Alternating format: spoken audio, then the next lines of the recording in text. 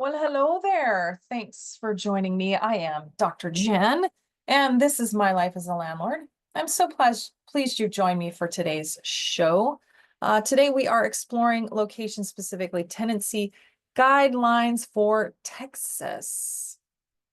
In all of my location-specific episodes, I've included hyperlinks to a bunch of resources for your state, landlord tenant code, landlord help, all of the above. In this case, it's Texas Property Code Chapter 92.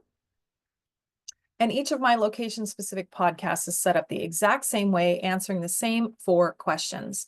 One, what are the basics of the tenancy laws in that location?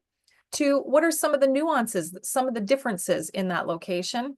Three, so what are some guidance on abandoned items left behind by a tenant? And four, where do you get help in your local area? All of those are regarding Texas in this episode. But I must tell you that there are more guiding documents than what I'm giving you here. This is not everything, and this will just get you started and give you some guidance. There may be other things in your local city, state, county, province, parish, anything like registering your rental, or maybe you need a license in your state to be a landlord. You won't know unless you dig more than what I'm going to tell you here. This episode is not all inclusive, and you must research further in your specific area for your rental location. But today's episode will at least get you started. So before we get going here, I want to give a plug for our today's sponsor, Aloha Capital Investments, LLC. If you want to know more about real estate investing, check out alohajv.com. That's alohajulietVictor.com. All right, let's get into it. Let me share screen. Let's talk about the basics of Texas Property Code Chapter 92. And where are we? Share. And there we be. And there we are. Perfect. So remember that every tenancy law, regardless of where you are, is still a law. So here's the law. This is very, very legalese. In Texas, it starts out with a bunch of definitions and it goes from there. Now, this is not what I'm going to review with you today. This is really hard to digest as a landlord, as a business owner. This is the guiding document. This is the grassroots and what got approved at the state level.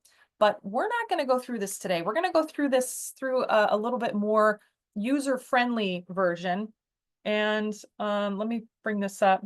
So the one we're going to go through is the Tenants' Rights Handbook.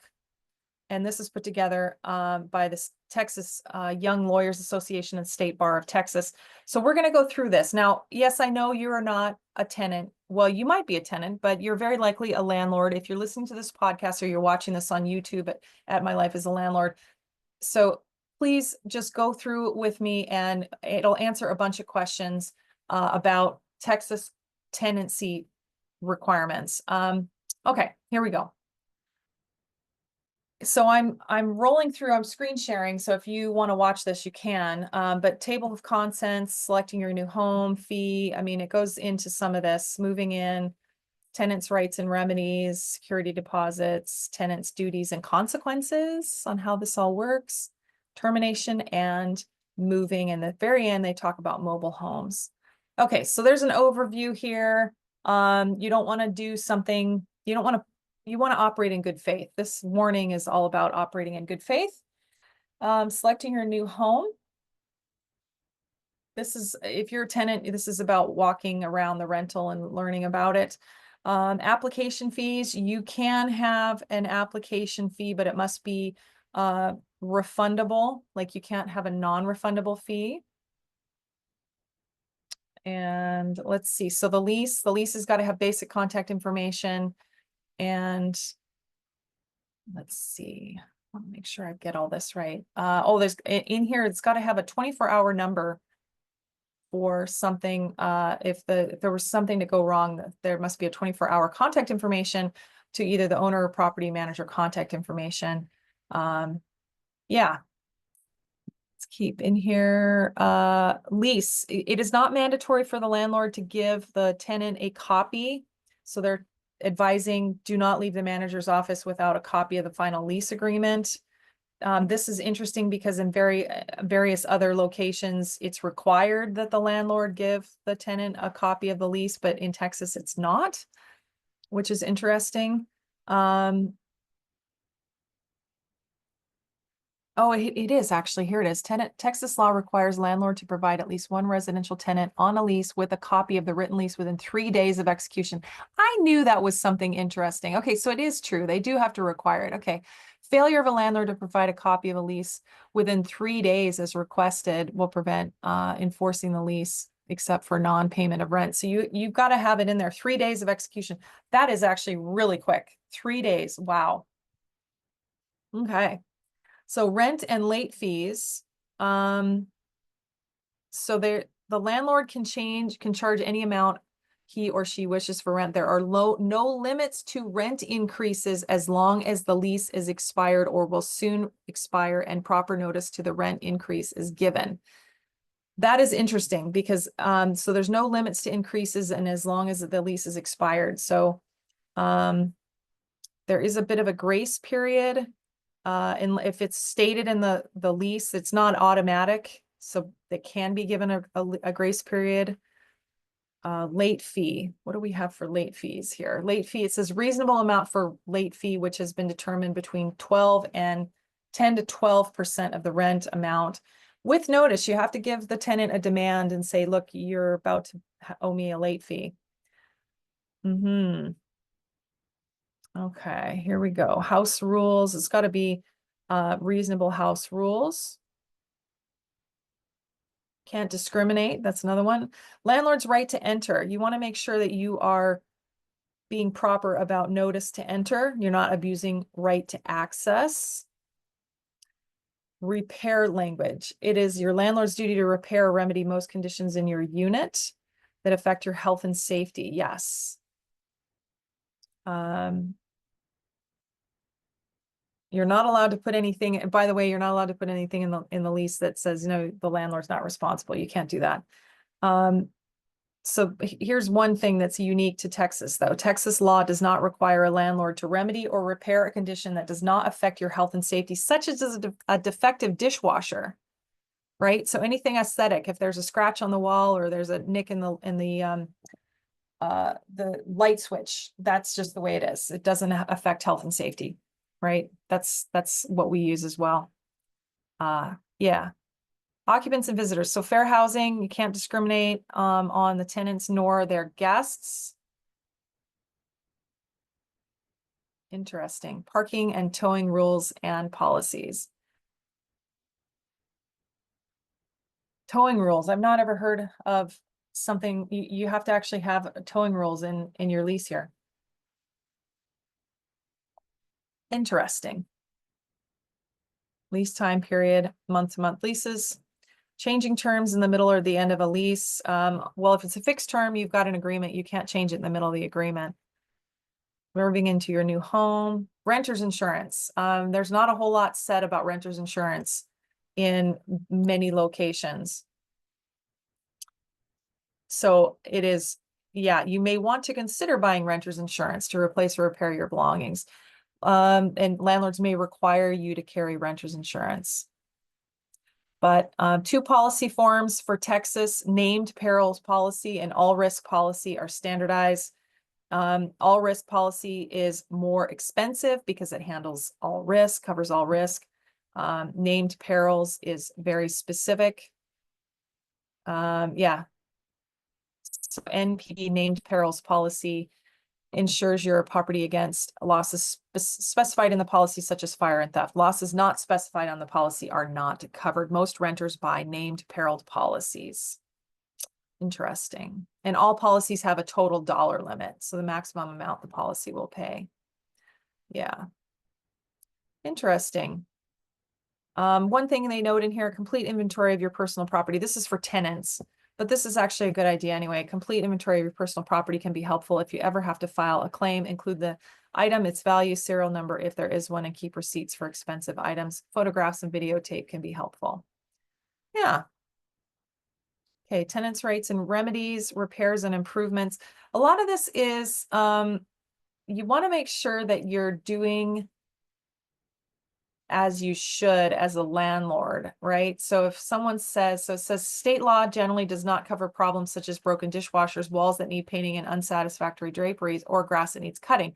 However, Your lease agreement may require the landlord to repair these problems as well. If you're uncertain to how to classify the problem, consult a lawyer, health, or building inspector, or tenants association. Not a bad idea. So Texas law does not require a landlord to repair a condition caused by a tenant or a guest, family member, or lawful occupant unless the condition was caused by normal use of the premises. But if it was something malicious or something outside of normal use, the law specifically provides that landlord need not furnish security guards for an apartment complex, although better lighting, locks, fencing, and other security members could be required in some situations. Procedures for obtaining repairs. You always want to provide notice in writing. Pay your rent. This is tenants pay the rent. Give landlord a reasonable time to make repairs. They just say reasonable time. They do not say what that time is, and it may depend on what it is that you're repairing, right? So it may be wise to call a city inspector. I try not to do that unless we have to.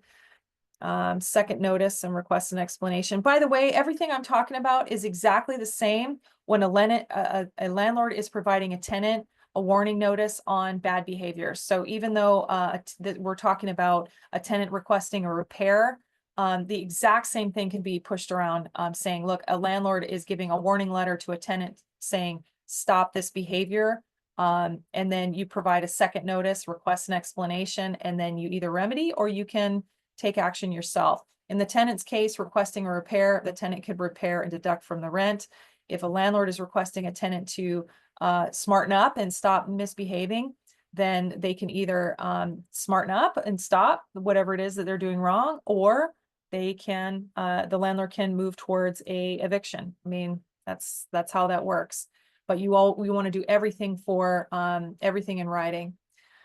Exception for minor damage. Yeah, okay, that's retaliation for requesting repairs. And yeah, so this landlord retaliation is something that is mentioned quite a bit. And I always look at the time. There is always a time aspect on within what time period is any action, like an increased rent increase, an eviction, a loss of use, or a reduction in services, or some kind of change that would appear to be retaliatory. And in Texas, it looks like 6 months.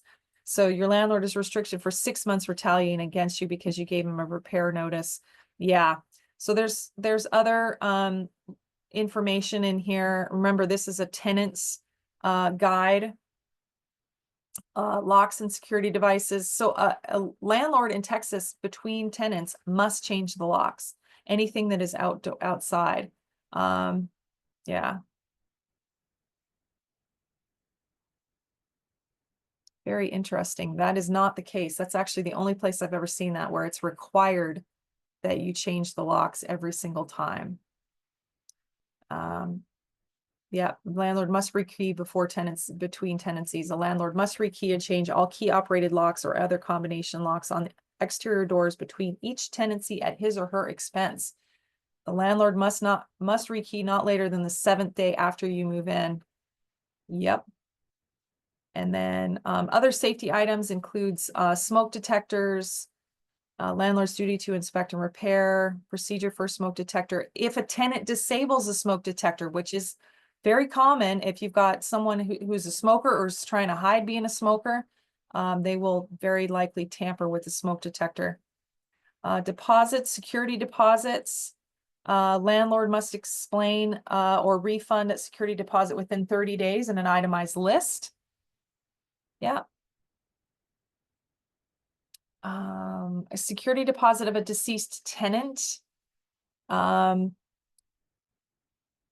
It looks like because, if the tenant was alive, that security deposit is the tenant's money. Once the tenant dies, it appears that the security deposit then becomes property of the tenant's estate. Yeah, unless your lease specifically provides otherwise during the term of your lease, your landlord can ask you to provide name, address, telephone number of a person to contact upon your death and a signed statement authorizing that person to receive your refunded security deposit. Yeah, if your landlord does not request this information, you can volunteer it at any time. Upon your death, that person will be entitled to receive the balance of security deposit from your landlord minus allowable deductions, including any costs of removing or storing your property after death. We'll talk about abandoned items here in a second. But yeah, sorry. It talks about holding deposits here as well. And this is just an amount of money that a potential tenant will place a deposit on an apartment or a house, so a landlord will not lease the unit to anyone else. So it's not a security deposit, it just becomes a hold deposit. Unless both the landlord and the tenant agree, then that hold deposit can turn into or contribute to a security deposit. Basically, it holds your place in line. Very specific here, don't use your deposit as last month's rent.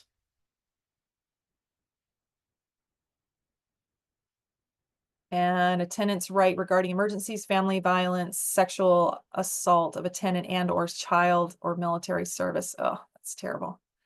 Finding out who owns and manages the premises. I'm not really sure why this would be a secret, but I'm on page 23. This is also discussing discrimination. This is looks like federal fair housing. Landlord's duty to accommodate tenants with disabilities. Yeah, you've got to make reasonable accommodations. Tenants, this is tenants' duties and consequences. This is important. Locks, don't change the locks. Utility disconnection. Oh, this is a retaliatory one. If the landlord intentionally disconnects the utility, that is retaliatory. Yeah. Landlord's right to remove property. Landlord cannot remove your own property, and yeah.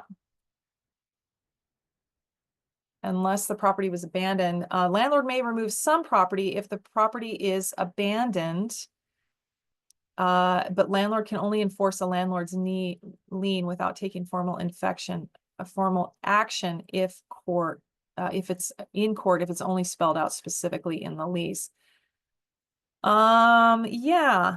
So personal property of the deceased tenant. This is interesting that we're talking a lot about death and the death of a tenant in these location specific episodes. Not every location has that, but it needs to be said because there's a lot of folks that are going to pass away here in the next 10, 15 years.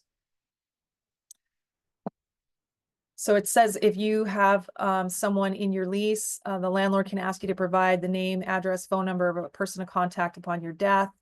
If the landlord does not request this information, if you're the sole occupant of the unit and the landlord has the right upon your death to remove and store your property, your landlord must turn your property over to the person designated by you, or if you haven't designated someone, a person who is lawfully entitled to your property, i.e. your estate, but the landlord may require the person taking your property to sign an inventory. Your landlord may dispose of your property within 30 days after sending notice by certified mail to the designated person. Yeah. Then it goes into subleasing, co-tenancy, evictions, the procedure for an eviction. Very specific here.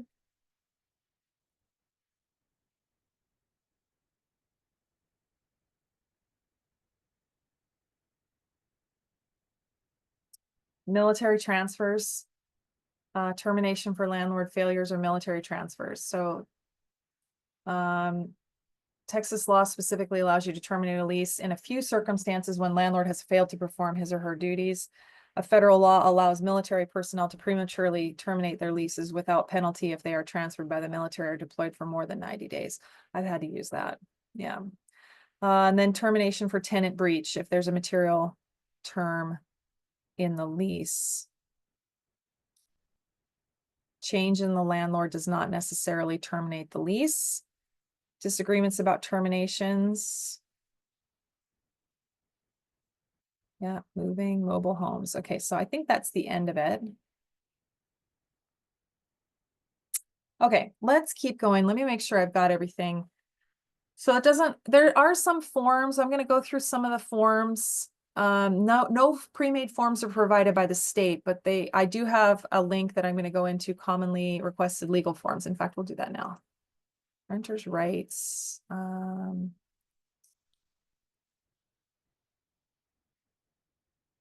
Where are the forms?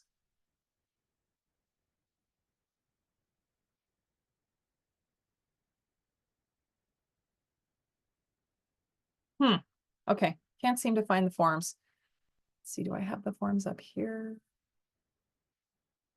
Common forms. Oh, here they are. Commonly requested forms. Yeah. Oh, let me move them over here so you can see them. Okay, commonly requested legal forms. So this is Texas State Law Library. And so it's guides.sll.texas.gov. And these are all hyperlinked in the description of this podcast. So take a look. And then you've got official forms, court websites, law libraries, lawyers, repairs. Now they take a bunch of these from all over the place. So like, for example, the Austin Tenants Council has provided a self-help repair packet. Let's just take a look at what this looks like. So this is from Austin self-help repair packet. And so it explains requests. These are sample letters, requests for repairs. So if you're looking for this, or if you want to use this, if you're a landlord, then notice to terminate lease. There's a bunch of forms in here. This is good. Repair and deduct. So there's a bunch of stuff in there. That's good. Tenants formal requests to report for repairs, locks. Okay, so you can see they've got different categories here. Locks. Looks like Texas tenant advisor, provider, repair locks, rekey locks, demand letter. Let's see, privacy. So there's a whole bunch of of forms that and eviction forms, landlord eviction, e-file. There's even a bunch of ebooks that if you wanted to read about Texas real estate guide, every tenant's legal guide. Yeah. So there's a bunch of pre-made forms in here, but they're not provided by the state per se. These are just been gathered, and so they're all together.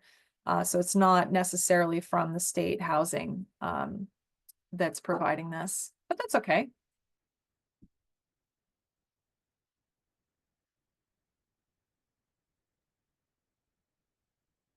Texas actually defines normal wear and tear, which is unusual. I've never seen that before, even though it's implied what it is. But let me read what they say. Normal wear and tear means deterioration that results from the intended use of a dwelling, including for the purposes of subchapters B and D, breakage or malfunction due to the age or deterioration condition. But the term does not include deterioration that results from negligence, carelessness, accident, or abuse of the premises, equipment, or chattels by the tenant, by a member of the tenant's household, or by a guest or invitee of the tenant. So basically, it's normal wear and tear as you would normally use it, nothing more than that, right? Here's another one-off that I found very interesting, and that it's only in Texas. It's the only one I've ever seen, which is kind of cool. Texas law explicitly prevents leases from restricting a tenant's right to smoke detectors, security devices like locks and deadbolts, lawfully possessing a firearm, and it goes on from there. I've never seen anything about allowing a tenant to lawfully possess a firearm, only in Texas, right? Let's see. Texas tenancy requires different items in the lease agreement to be a specific font, size, underline, or bold print, and must be big enough to stand out for the parties in the lease. That tells me that somebody somewhere played a dirty trick and put something that's in micro print or, really small, light font that people couldn't see, but it was quote unquote in the lease.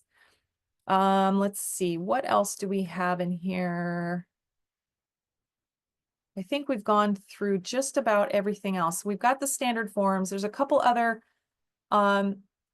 resources I want to just mention. So the Office Attorney General of Texas, Ken Paxton, has provided this website. This is officeattorneygeneral.gov, and this is renters' rights. And so this is a quick little website that says peace and quiet.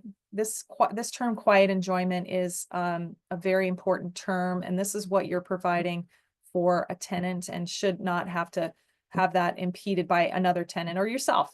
Health and safety, security devices, What happens if you have a problem? What you can do, recovering your deposit, deductions for damages, normal wear and tear. Yeah, advance notice requirements, right? So you want to give things proper notice.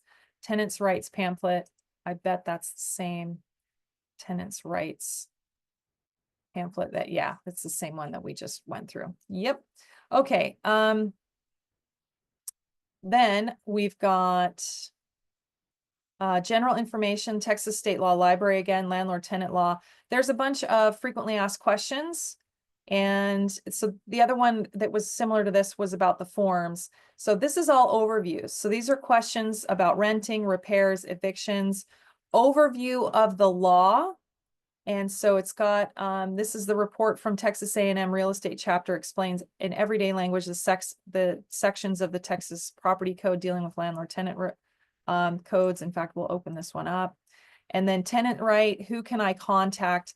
We'll come back to this here in just a second, but I want to take a quick look at this one.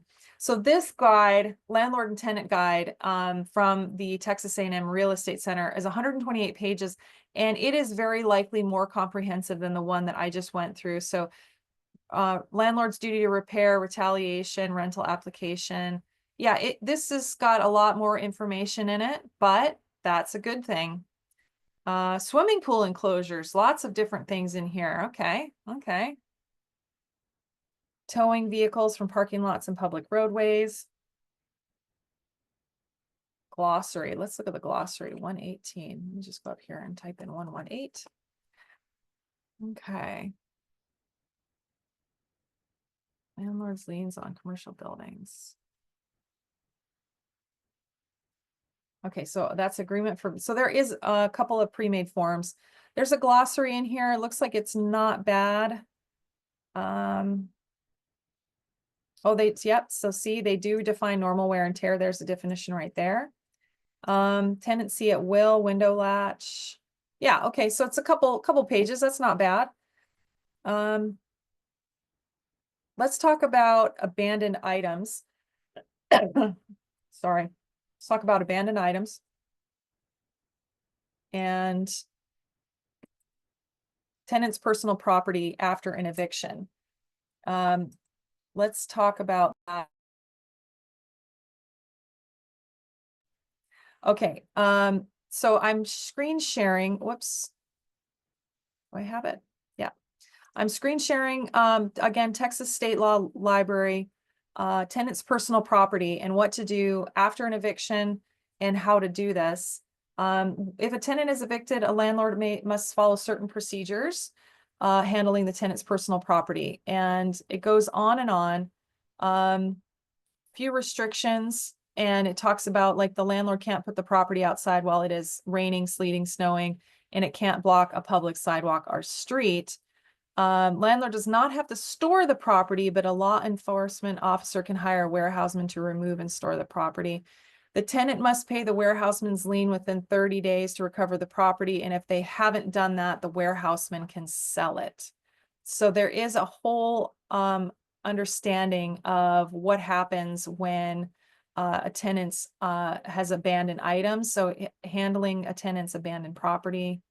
In fact, an article from NOLO. I don't know if I know what NOLO is, but let's take a look. Here we go. This has got its own, why is the tenant left? Legal notice requirements. So this looks like it is yeah. Okay, so there's a couple different things that you could do in here, writ of retrieval. But just know that there is a whole process here. The only difference that looks like you can hire someone, a warehouseman, that can store this instead of the landlord. In most other places, the landlord has to figure out storage themselves, which can be costly for the tenant if they end up coming back for their items, which is interesting. So again, personal property of a deceased tenant, you want to make sure, in fact, I should probably do this, and I don't have this for my personal tenants now in Canada or the US. I don't have an emergency contact of any kind for any of them. And that's probably a bad practice on my part. But we want to make sure that in the event there is any kind of an emergency, or there was some kind of incapacitation for the tenant, or they become deceased, that we have someone to call. And I think that's going to be becoming more and more common practice as we progress here. So just a lesson learned on my part. I think I'm going to add that as well, and probably will seek out information from my current tenants now just to get that. Okay, so we've talked about the tenancy laws in Texas. We've talked about some of the nuances. We've talked about abandoned property. Let's talk about where to get help. If you Google Texas tenancy help, a whole bunch of information will come up. But if you call your local city or county office and ask who to call, they will direct you on where your resources are in your local area. The other thing you can do is you can jump on Facebook, Nextdoor, or some kind of social media for help in your local area. And if you've listened to my podcast for a while, you may remember an attorney called Ernie Garcia on episode 76, who is a Houston-based housing attorney. If you are a landlord in Texas and you need help, you might reach out to a lawyer for a consult like Ernie. He may be able to help you with documents such as leases, for example. So that's another option as well. There are some other contact folks you can help. This Texas State Law Library, at the very bottom of the landlord tenant law page, there is who can I contact? And there's a whole load of people that you can contact. The Austin Tenants Council, Austin, Texas Tenants Union in Dallas, Housing Crisis Center in Dallas, Fair Housing Program in both San Antonio and Bexar County, Fair Housing Council South Texas, and then Texas Low Income Housing Information Service. Those are just some of the places you can go. Yeah, so as we wrap up today's episode, just a reminder that each of my location-specific podcasts are set up in the exact same way, answering the same 4 questions, and that's what we did today for Texas, including the basics of tenancy law for Texas, some of those nuances and what was different, including talking about firearms for tenants that's unique. We talked about some guidance about abandoned items left behind by a tenant and where to get help in your local area in Texas. This is the same format for every location-specific episode. So if you are interested in another geographic area, you already know what I'm going to talk about, just in a different location. Thank you to our sponsor today, Aloha Capital Investments, LLC. If you want to know more about them, check out alohajv.com. Please remember that this episode is not all-inclusive. You must research further in your specific area, including your county, city, regional district, parish, or any other governing body that involves rentals in your location. But today's episode will at least get you started. If you're listening to this podcast, chances are you are either becoming or already are a landlord in the state of Texas. Things you can do to help yourself is make sure you go through all the resources that I provided and more, and read the Texas Property Code. Read all of it, understand the rules of the game that you're playing. And 2, get with other like-minded individuals like you, landlords from Texas. How do you do that? Well, you can jump on social media. You can jump in Texas Landlords, which in fact, that's a Facebook group that I'm in, and I talk on social media all the time about landlording. So you can jump on social media, and you can also ask where local meetups for landlords in your area are. Get where the local folks asking questions just like you are. If you've learned something from today's show, could you pretty please give me a review on whatever platform you've listened to this podcast on? Apple Podcasts, Spotify, YouTube, or maybe you listen to this at mylifeasalandlord.com. It doesn't matter which platform you listen to this podcast on, but your input really does help. I appreciate it. I hope you enjoyed today's show all about Texas. Today, I'm recording this episode on a cruise ship. I'm on the Carnival Splendor, floating off the coast of New Zealand. Because why? Real estate takes you places. Where do you want real estate to take you? Join me in the next episode live right now in the library, episode 129, about the great state of Nebraska.